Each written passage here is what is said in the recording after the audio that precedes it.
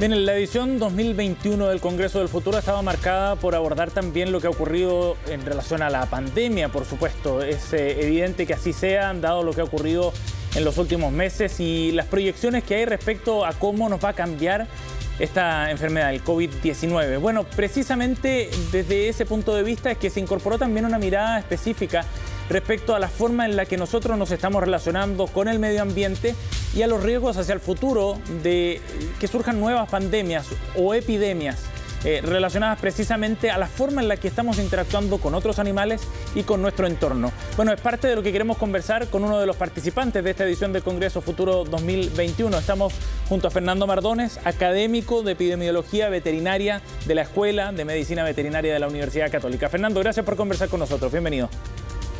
Muchas gracias, Sebastián, y feliz de participar en esta instancia con ustedes. Fernando, bueno, a raíz de la pandemia del COVID-19 nos hemos ido familiarizando con ciertos conceptos que reflejan también la apertura de debate en relación a temas que antes quizás no le poníamos tanta atención. Y uno de esos tiene que ver precisamente con el origen del COVID, con la forma en la que nosotros nos estamos relacionando con la naturaleza y los riesgos asociados a esa forma en particular. Y para eso creo que es necesario que vayamos de alguna forma al origen también. ¿Cómo entender esta pandemia? En ese sentido, en la forma en la que hoy día estamos habitando el mundo. Bueno, así es. Pues yo creo que es muy importante que hoy día, como tú bien dices, la sociedad está mucho más inserta en términos de la discusión de ciencia. La pandemia ha traído un lado de conversación mucho más informada con respecto a justamente cómo nosotros habitamos el planeta. Y en este caso en particular es un claro ejemplo de lo que nosotros esperábamos. La comunidad científica sabía, digamos, hace años de que estábamos esperando esta pandemia y, bueno, nos tocó, digamos, con el coronavirus, producto de que el ser humano, digamos, ha tenido una vida muy agresiva con respecto al planeta, ¿no? Donde ha sido un crecimiento, una irrupción en el planeta y bueno, estas son las consecuencias que tenemos. Fernando, quizás sería bueno refrescar un poco los antecedentes que hay respecto a cómo surgió esta pandemia, el COVID-19, ¿dónde está el origen finalmente del contagio? Hoy día todavía hay discusión con respecto a si este virus, digamos, que circula en el mundo animal hace bastante años, ¿no? Es parte, digamos, de lo que uno esperaría encontrar en los animales. Si venía, por ejemplo, ahora de murciélago o pangolines, ¿no? Que son las dos especies como que hoy día se conversan. Pero el hecho, en definitiva, tiene que ver por qué el hombre llega hasta esos reservorios, ¿no? Y en este caso en particular, sabemos que en Wuhan, ¿no es cierto?, hay, digamos, algo muy común en ese continente, en el continente asiático, los mercados, digamos, de especies silvestres, donde hay un tráfico ilegal, comercio de especies, carne, y por lo tanto, entonces, el hombre, digamos, a ir a buscar a estos animales y a comercializarlos e intercambiar material orgánico con otras especies, es un perfecto laboratorio para que estas cosas se gatillen. Perfecto. Tú decías, Fernando, que en el mundo científico, en tu área en particular, había preocupación de que esto podía eventualmente ocurrir. ¿Qué señales de alarma, qué alertas habían tenido para pensarlo? Lo que pasa, Sebastián, es que hoy día 3 de cada 4 enfermedades que aparecen nuevas en el planeta provienen de los animales, ¿no? Las llamadas zoonosis. Y COVID es una de ellas. Entonces, y esto había estado, digamos, con varias señales en las últimas décadas. Tenemos antes, digamos, del SARS-CoV-2 estaba el SARS-CoV-1, digamos, el SARS-CoV, después estaba el Nipah, virus, ébola, influenza todo el tiempo, MERS, es decir, una serie, digamos, de alarmas de epidemias que fueron en su momento bien controladas, tenían diferentes características en cuanto a la transmisión y a la infectividad, y ahora ya tenemos coronavirus, digamos, el SARS-CoV-2, que hoy día prácticamente es un virus muy difícil de controlar. ¿Y esas enfermedades zoonóticas son características de las últimas décadas, de los últimos siglos, o siempre han existido en ese sentido, Fernando? Sí, o sea, a ver, aquí hay que remontarse a un contexto histórico. La verdad es que a lo largo de la historia el hombre ha tenido estos temas, digamos, sanitarios importantes, ¿no? Acordémonos de la peste bubónica, acordémonos, digamos, de grandes pandemias, influenza, ¿no? Y muchos de estos orígenes se remontan a las actividades agrícolas, por ejemplo, ¿no? Desde que el hombre comenzó al tema de intensificar la agricultura, fue, digamos, accediendo a lugares donde no había, digamos, una interacción de hombre con animales silvestres, por ejemplo. Y ahí entonces comienzan a aparecer. Y después, obviamente, que es la revolución industrial, la intensificación de la producción y la contaminación, ya generan los ambientes idóneos, ¿no? Pero en realidad es algo que a lo largo de la historia de la humanidad el hombre ha tenido que batallar con importantes pandemias. Pero hoy día se hace más frecuente porque, primero, también investigamos más, sabemos de que hay más reservorios, y segundo, de que el hombre hoy día hemos llegado a un nivel de poner al planeta en riesgo, incluso de nuestra humanidad. Esto es lo que se habla hoy día. Nosotros, el planeta hoy día está de un color rojo muy dramático, y si no hacemos cambios al respecto, más cosas se nos van a venir en los próximos años.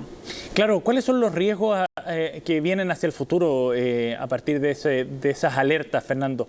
¿Y cómo podemos empezar a abordarlo a partir de lo que ha ocurrido ahora, de la experiencia que hemos ganado con esta pandemia, de las lecciones que se han sacado? Exactamente, o sea, nosotros no nos olvidemos, Sebastián, que estamos también viviendo otros dos fenómenos sumamente críticos en el planeta. Uno tiene que ver con otra pandemia silente, entre comillas, pero que la comunidad científica está muy al tanto, y que tiene que ver con la resistencia antimicrobiana. ¿Ya? La resistencia antimicrobiana es producto de que nuevamente el uso, ¿no es cierto?, y sobreuso de antibióticos hoy día está generando bacterias que son resistentes a los antibióticos, y no nos va a sorprender que en los próximos 10, 20 años las bacterias no van a poder ser controladas en las personas.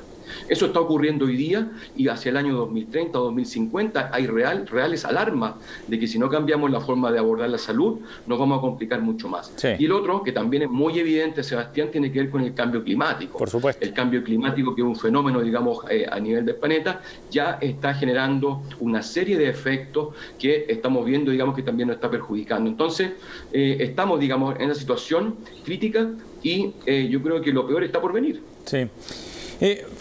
Fernando, respecto a este fenómeno y a la forma de verlo hacia adelante, tú has estado trabajando en un concepto, el de Una Salud, One Health, que de alguna forma cambia ciertos paradigmas quizás respecto a cómo ver estos temas, y ya no como un asunto aislado, sino con miradas de distintas disciplinas o de distintas áreas. Cuéntanos en qué consiste el concepto.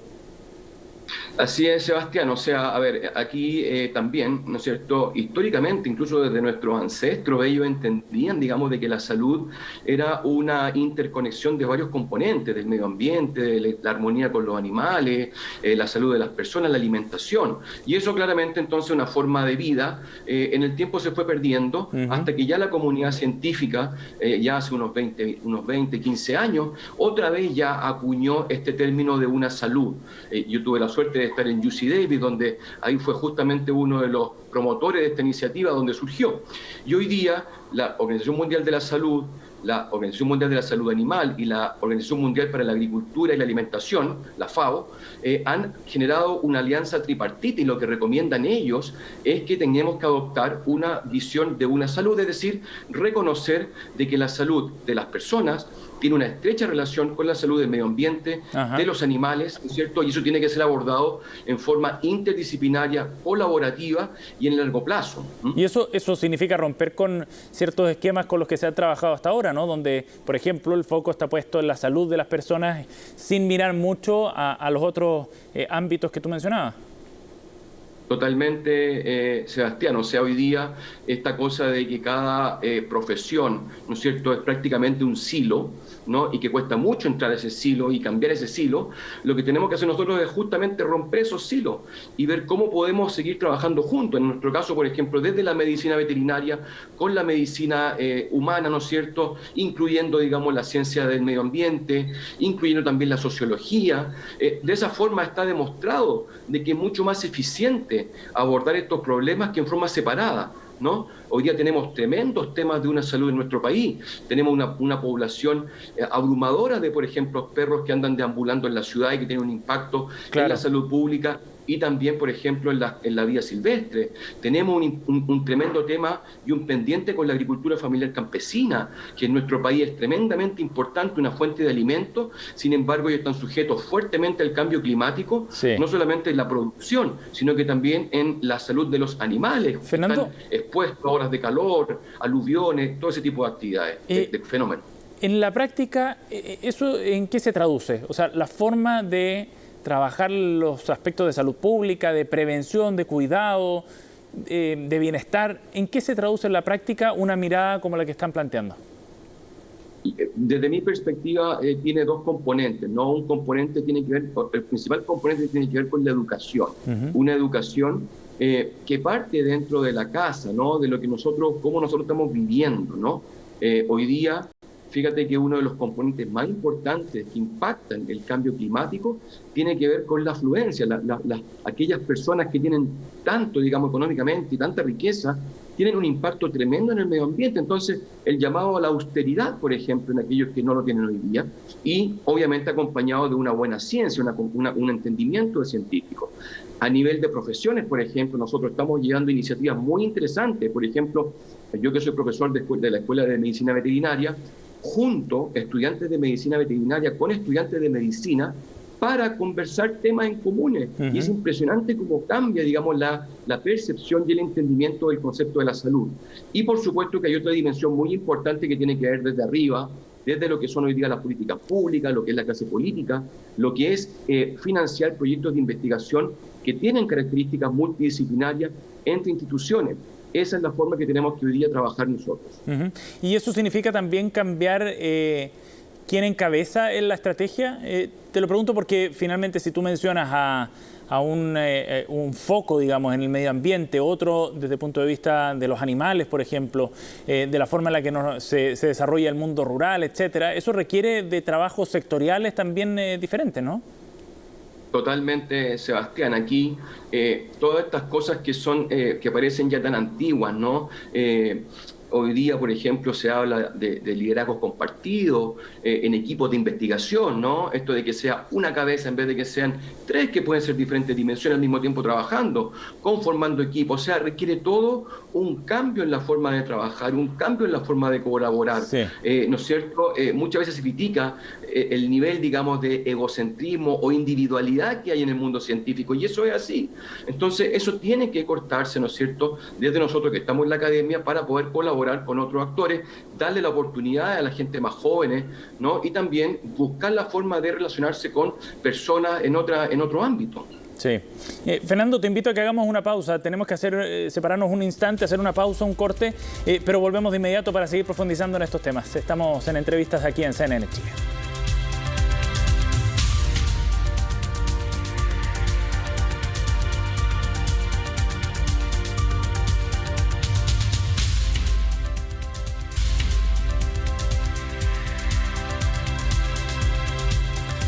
Estamos de vuelta en este segmento de entrevistas CNN Chile conversando con Fernando Mardones, académico de epidemiología veterinaria de la Escuela de Medicina Veterinaria de la Universidad Católica. Fernando, hablábamos antes del riesgo que supone precisamente la forma en la que nos estamos relacionando con el medio ambiente, con los animales también. ¿Qué enfermedades hoy suponen un riesgo para el ser humano de la forma en la que podría o que lo que ocurrió con el COVID-19? Bueno, hay enfermedades que son una constante amenaza. Por ejemplo, la influenza, ¿no? Siempre ha sido motivo de mucha investigación porque un componente importante de influenza tiene que ver con esta rápida recombinación del virus y una migración o un movimiento viral asociado a la ave migratoria. Entonces, muchos de los esfuerzos hoy día están puestos en temas de influenza y claramente hoy día coronavirus, digamos que tiene una larga historia. Coronavirus, digamos, siempre ha estado presente en salud animal, en salud humana, ¿no es cierto? Y siempre ha estado ahí presente. Mira, Sebastián, nosotros hoy día sabemos que en el planeta hay aproximadamente 1.800 microorganismos que son patógenos. Eso quiere decir de que cuando ese microorganismo contacte a un organismo, un animal, una persona, va a generar enfermedad. Sin embargo, hay millones de microorganismos que no son de esas características. Ajá. Entonces, lo que nosotros estamos viendo con el coronavirus, por ejemplo, en realidad es un evento bastante excepcional. ¿Cómo es posible que hoy día la humanidad esté hablando de fenómenos que son muy raros que ocurran sin embargo estamos forzando al planeta para que estas cosas se generen. Y ese entonces es el tema. Nosotros tenemos que parar hoy día, ¿no es cierto?, nuestra forma de relacionarnos con el planeta. Somos especies extremadamente invasoras, que tenemos una capacidad de replicación, ¿no es cierto? Vemos cómo está el crecimiento de nuestro planeta en forma casi exponencial, y al mismo tiempo la biodiversidad en términos de existencia en el planeta desde el año 70 ha disminuido casi un 68%.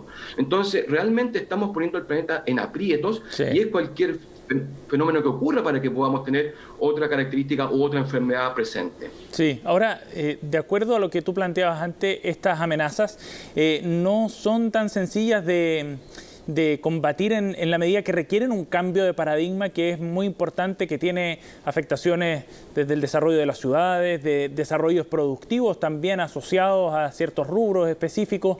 Es difícil en el fondo hacer ese cambio de paradigma que se ha asentado probablemente con más fuerza en los últimos 2 siglos.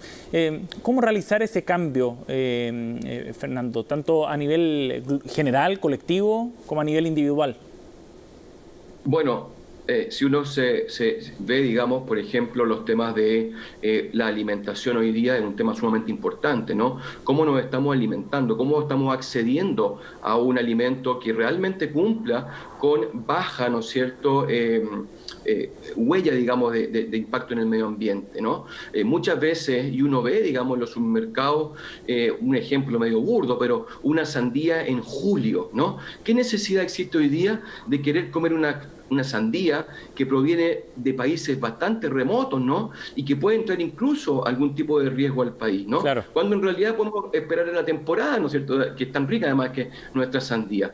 El fomento, por ejemplo, de la agricultura familiar campesina, como yo decía, como una fuente de alimentación importante, nutricional. Hoy día la agricultura familiar campesina es gran parte del país y tiene potencialidades de disminuir la pobreza, el hambre, minimizar el impacto medioambiental, que por lo demás no nos olvidemos, son objetivos de desarrollo sostenible que tenemos que todos apuntar. Entonces, yo creo que un pilar importante tiene que ver con el tema de la alimentación, y otro, por supuesto, tiene que ver con el impacto que generan las personas en el medio ambiente, ¿no? La movilización, esta cosa de querer, ¿no es cierto?, recorrer el mundo viajando, ¿no es cierto?, o, digamos, otro tipo de actividades que son tan impactan tanto el medio ambiente. Entonces, sí, hay una forma, un cambio en el hábito de vida, obviamente que hay un cambio en la forma de producir la alimentación, de producir energía, ¿no es cierto? Aquí yo le estoy llegando a la sociedad, pero cuando en realidad los que contribuyen mucho más son muchas veces las grandes industrias y los países mismos. Sí, claro. Ahora, ¿tú crees que lo que hemos vivido con el COVID-19 va a generar un cambio en ese sentido? O sea, ¿tocará esas fibras que se necesitan para poder producir los cambios que tú mencionabas?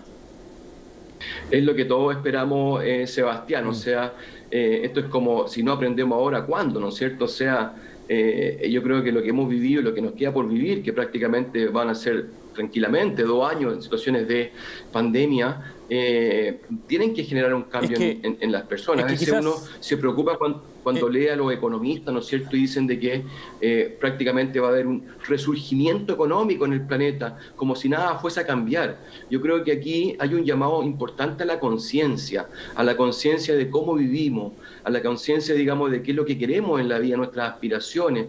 A veces menos es más, ¿no? Sí. Y eso es lo que uno tiene que tratar de buscar, digamos, como sociedad. Es que quizás lo que no está tan claro, Fernando, y por eso es interesante esta conversación, es el vínculo entre los fenómenos que tú describías, de la forma en la que, por ejemplo, nos relacionamos con la naturaleza, con los animales, con el medio ambiente, de la forma en la que estamos desarrollándonos y lo que asociamos a bienestar.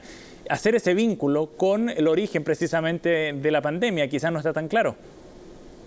Claro, porque son fenómenos extremadamente complejos, Sebastián. Claro. Cuando uno analiza, digamos, la dinámica de las enfermedades infecciosas y todo lo que tiene que ver con el ecosistema, es justamente eso, es porque son tan complejos el sistema, es que se requiere de trabajo multidisciplinario, porque si no, uno simplemente va a estar atacando un nodo en particular, pero la contribución va a ser marginal con respecto al sistema en sí, ¿no? Y eso es lo que nosotros, por lo menos la comunidad científica, lo académico, tenemos que educar e investigar al respecto. Y ese es el gran llamado y nuestra responsabilidad desde la academia.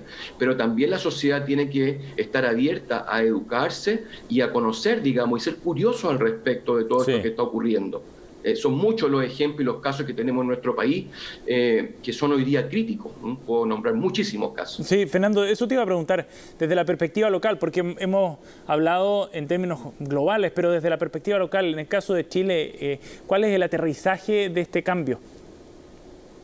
Nosotros tenemos muchos desafíos. Yo ya mencioné antes el tema de la resistencia antimicrobiana, es un tema sumamente importante para nuestro país. Nosotros somos un país que producimos alimentos, somos un país que tenemos una población bastante en riesgo en términos de salud y por lo tanto el uso antimicrobiano es un patrón común en nuestro país y en nuestra población y la población también animal. Entonces debemos tener cuidado con eso, ¿no? Hay que producir sustentablemente o en el fondo que tengamos unos mejores estándares de salud.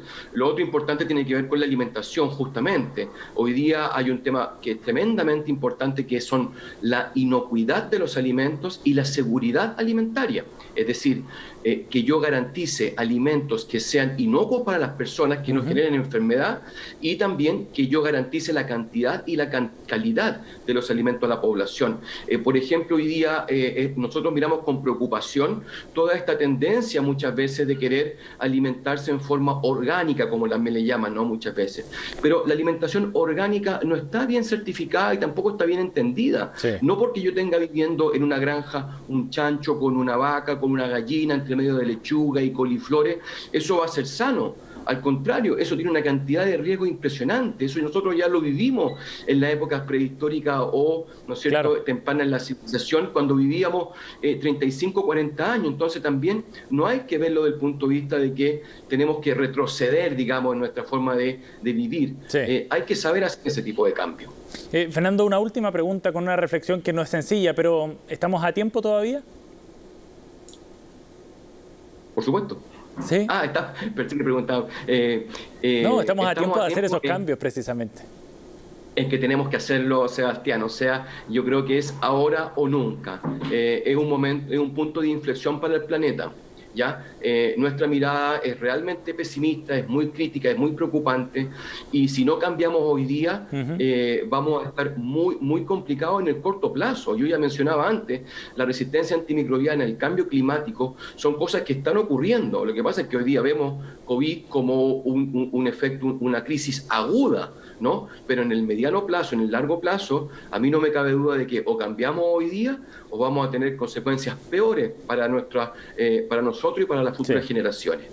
Fernando, muchísimas gracias por haber conversado con nosotros aquí en CNN Chile, muy amable. Sebastián, un gusto, muchas gracias.